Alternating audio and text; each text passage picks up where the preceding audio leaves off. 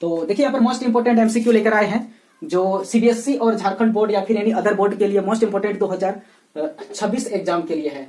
और साथ ही ध्यान देंगे ये कॉम्पिटिटिव एग्जाम और जैसे कि टीजीटी बिहार है या फिर मिडिल स्कूल है, ये सब के लिए मोस्ट इंपोर्टेंट है ये क्वेश्चंस। तो देखते हैं हम लोग क्या बोल रहा है, क्वेश्चंस को सॉल्व करते हैं बहुत ही इजी वे में, एकदम टाइम बहुत ही कम यूज किए। देखो, if alpha beta are roots of polynomial px equal to 2x square minus 7x plus 6 then find the value 1 by alpha plus 1 by beta.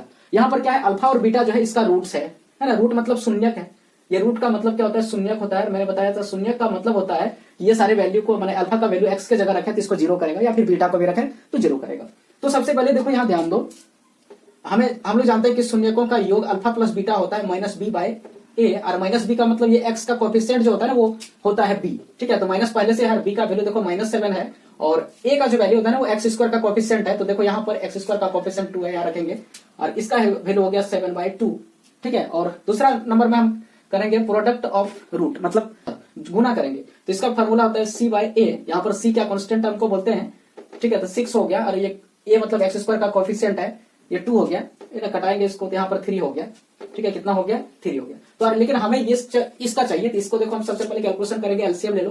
तो ये अल्फा बीटा एलसीएम आएगा और इसका जो है क्रॉस कर दीजिए, तो यहाँ पर बीटा प्लस में अल्फा आएगा। ठीक है, ये आएगा कैलकुलेशन। अगर इसको सीधा करके भी ऐसे हम बीटा प्लस अल्फा लिख सकते हैं, एक ही बात है।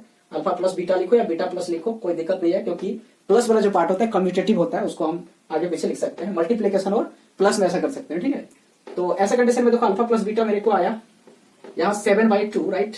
और फिर बाय में देखो यहाँ पर क्या है, अल्फा इंटू बीटा, तो ये 3 आया। अब इसका आंसर क्या हो जाएगा, ये 7/6 हो जाएगा। ठीक है, तो 7/6 कैसे हुआ, देख लो यहाँ पर बोलेंगे कि ये ऊपर जाना चाहिए, ऐसा कंडीशन नहीं है। ये 6/7 है, ये सॉरी 7/2 है और डिवाइड किया मैंने 3 से, है ना, कॉन्सेप्ट है।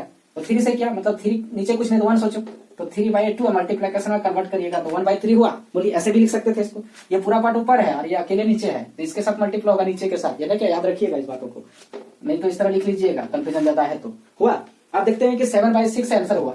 ऑप्शन देखो यहाँ पर 7 है, ये तो नहीं होगा। ये 14/12 है, इसको कटा दीजिए।